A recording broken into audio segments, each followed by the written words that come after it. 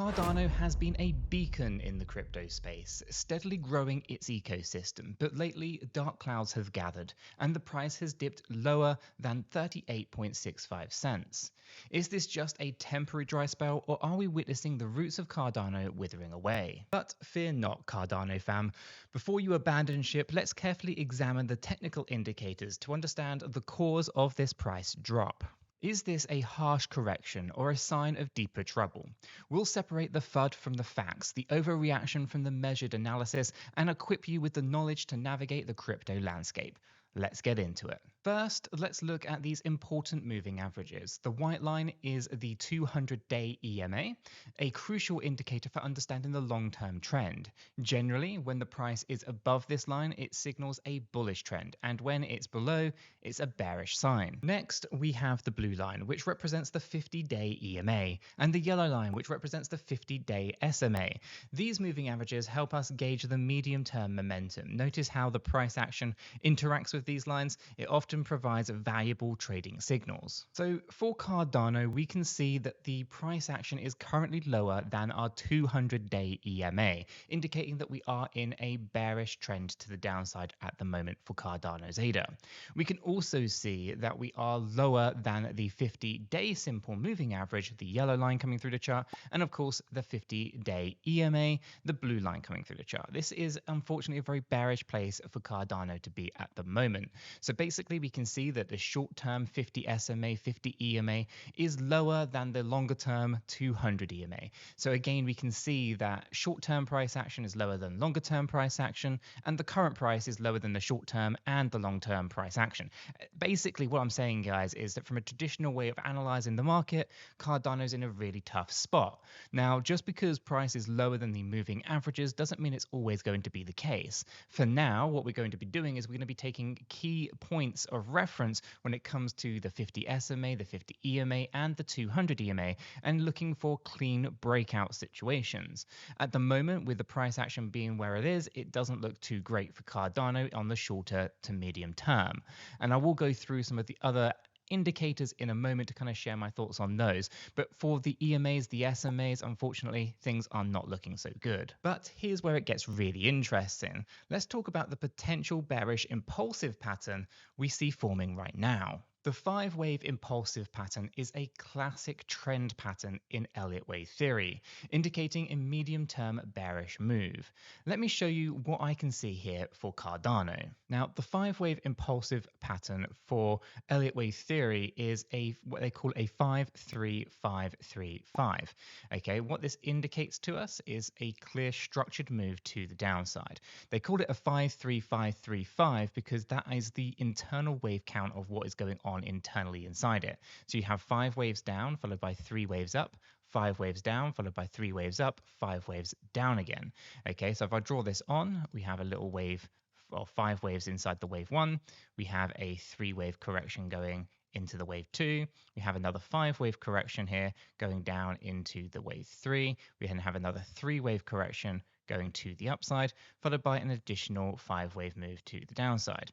Now, these 5-3-5-3-5 impulsive movements can go in both directions. You can see them moving on up, and you can of course see them, as I've drawn here, going down. Now for Cardano, we are of course referencing the bearish movement, so we are indicating a move to the downside on this one, not to the upside. So this entire move here, after we went down lower than our 1.618 at 38.65 cents, triggered ourselves into a bearish movement here for Cardano. So let me show you what this looks like. It's going to be quite messy because it's not as neat as the example I've just drawn, but you can see we have a wave 1, a wave 2, all of this is our wave 3, and I'm going to break that down in just a moment. And then we have a wave 4 and a wave 5 still to come. Okay, now we want to focus in on this little wave 5 situation just here.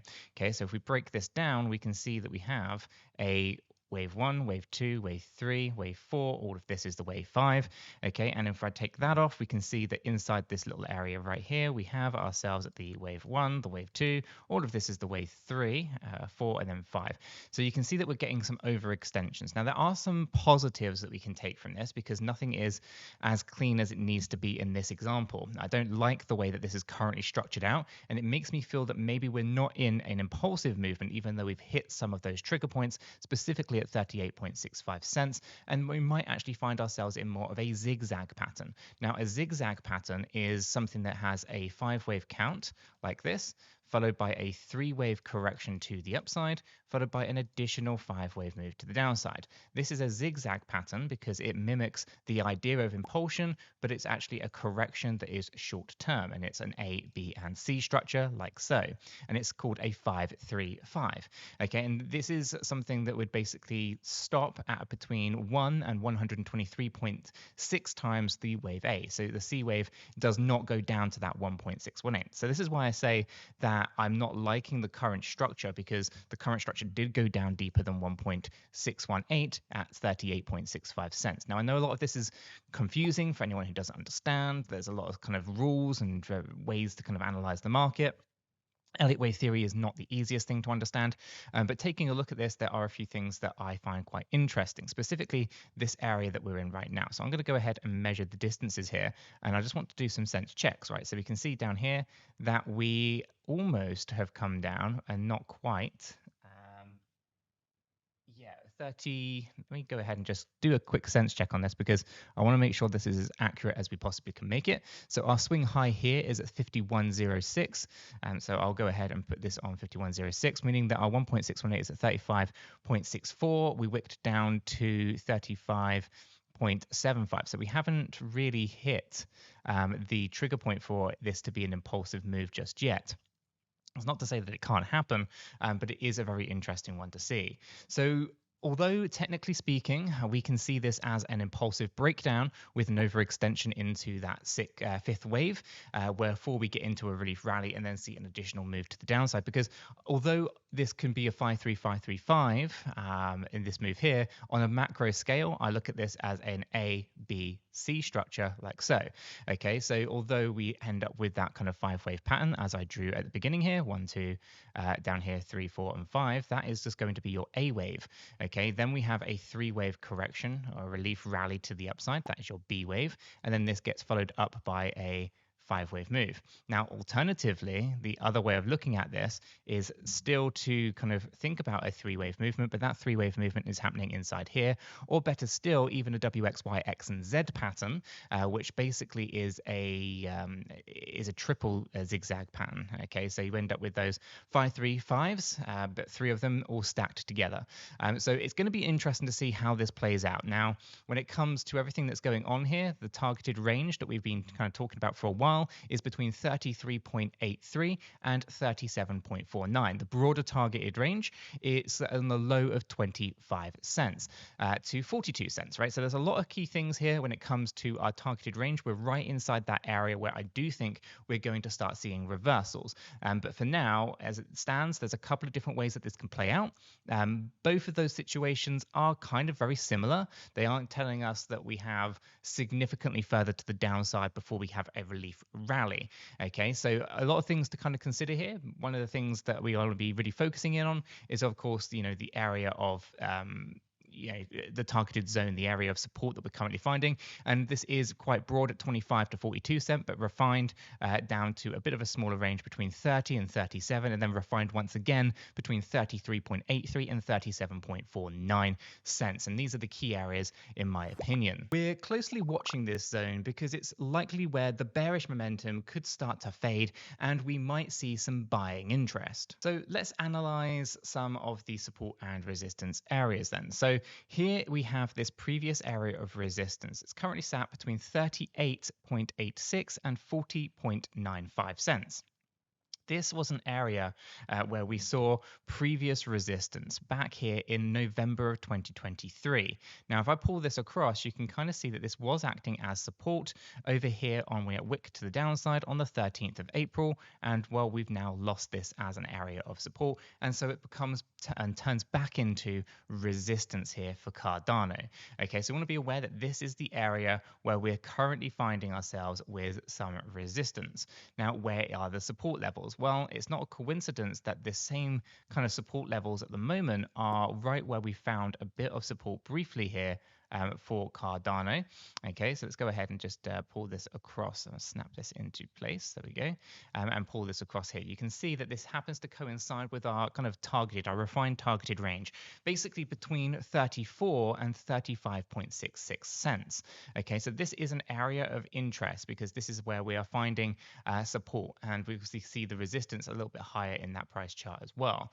So price action is currently kind of sandwiched between these two. So we're going to be looking for clean breakout situations where we're going to be looking for moves a little bit higher, where we're going to be trying to get above that kind of 38-cent level once again. But of course, we have to also consider those EMAs that we spoke about earlier, right? Because we are lower than the short-term price action, lower than the longer-term price action, and those are also resistances for Cardano's price action. So the 50 EMA sat at 44.49 cents, the 50 SMA sat at 44.39 cents, and the 200-day EMA sat at 48.61 cents. So we do know that there's a lot of resistance here for Cardano. Not only do we have this previous area between 38.86 and 40.95 as a previous area of resistance that has now turned back into resistance, but we also have to contend with those moving averages as well. So it's definitely not going to be a walk in the park for Cardano to really rally on out of this bearish trouble that it does find itself in.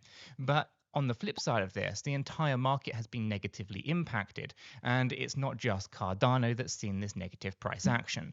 And so when the market does actually start to turn around, we might find that this has been a great opportunity for dollar cost averaging and for building out those positions for Cardano in the longer term. Okay, so we want to be very aware that there's a lot of potential here for Cardano and for potential investors to take advantage of the crash that we have seen for Cardano's ADA. Here's a twist. If ADA can rally up higher than 57.1, we could prevent a more longer-term bearish move for ADA and see recovery. Keep an eye on that 50-day EMA and SMA for signals of shifting momentum. And so on a macro scale, things are actually looking really good for Cardano. We're not terribly too concerned. This correction that we have seen for Cardano on our weekly time frame, although can look quite daunting, quite bearish, quite worrying, it actually isn't that bad. I would look at this on a macro scale as a pretty healthy correction for what I believe to be a larger wave 2. As I was talking about earlier, when we had all of those kind of targeted ranges and the impulsive movements, we have the wave 1, the wave 2, the wave 3, 4, and 5, right? And we were drawing these as a bearish movement on the daily chart.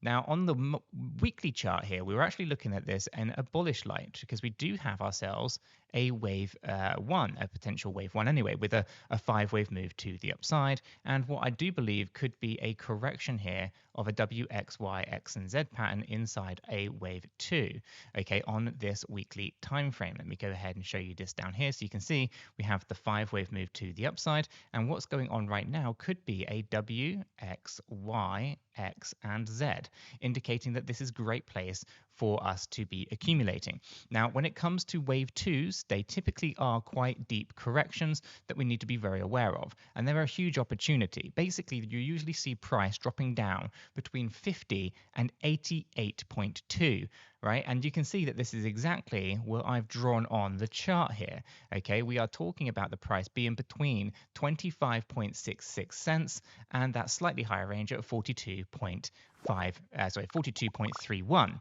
Okay, so we know that this is the area of great potential for accumulation. What happens after a wave 2, guys? Well, we have a very explosive move into a wave 3. Okay, and again, it will be a 5-wave movement that will look like this. Okay, again, we'll have all the 1.618 trigger points, etc., etc. Now, why do I keep banging on about these things? Well, these things are very important because you're tracking the behavior of the investors. And if we do start to see this, we're going to mirror what happened previously since or during 2020 into 2021. This was a 5-wave movement. And as I said earlier, when you have a 5-wave movement, you tend to find that you can't just have 5 waves in isolation. You have to have a minimum of 2 5-wave movements in the same in structure, right? So we can look at this through the idea of our minimum expectations being a zigzag, an A, B, C, right? It can, of course, be more explosive. We can get those impulsive trigger points and so forth. But what we've seen so far in the history of Cardano here is a 5-wave move to the upside. followed by a correction to the downside, which was our bear market, and we're just starting that next explosive move. A wave 1, we're into the wave 2 right now in my belief. Anyway, we go up into a wave 3, 4, and then 5. And this will basically complete out a big macro zigzag pattern, a 5-3-5 across multiple years. And this is where I think a lot of people are going to be absolutely shocked by what Cardano can do in that bullish market. A lot of people will bang on about, market cap and how things are unrealistic. You can't possibly have these prices. And these people don't understand what market cap is. And they definitely can't understand what liquidity is if they can't understand what market cap is. It's very important that we understand that market cap is a very simple calculation that takes into consideration only two things: the current price and the circulating supply, which means that market cap relies on the price. If you don't have price, you can't get a market cap, right? And therefore, it's very important that we understand that price dictates market cap does not dictate price, right? Very much the opposite way around. Market cap can be very confusing for a lot of retail investors who don't understand what it is, and they use it as a kind of defense mechanism to say, you can't possibly do this because of market cap, right? This is very much a really amateurish way of looking at the market. It's a lot more important to focus on what moves price, which is supply and demand. And there's lots of reasons why we see the supply of ADA shrinking, and there's lots of reasons why we might see an increase in the demand, right? And as I kind of said in the opening of today's video, this is a growing ecosystem that has been building for years, and I do see that as a continuation and building for the future overall. So looking at this, we can see that our price targeted on the kind of lower range would be somewhere between $5.34 and $12. And of course, if we do see the same kind of mirroring of what happened back in 2020 and 2021, then we talk about 17,000%, and we could talk about $38 ADA. So although we're in this kind of bearish time on the daily time frame, we're seeing lots of bleeding out in the altcoin market. This is exactly what typically would happen inside those wave 2s, and this is the opportunity to be dollar cost average and build out those positions ahead of what happens next. But what do I know? I'm just a simple YouTuber. So what's your Cardano prediction? Are you expecting a bounce back or more bearish action? Let us know in the comments down below. So guys, if you have found today's video useful and informative, smash that like button. If you're new to the channel, why don't you go ahead and subscribe? And if you haven't done so yet, check this video out right here and stay well informed with what's going on in the crypto space.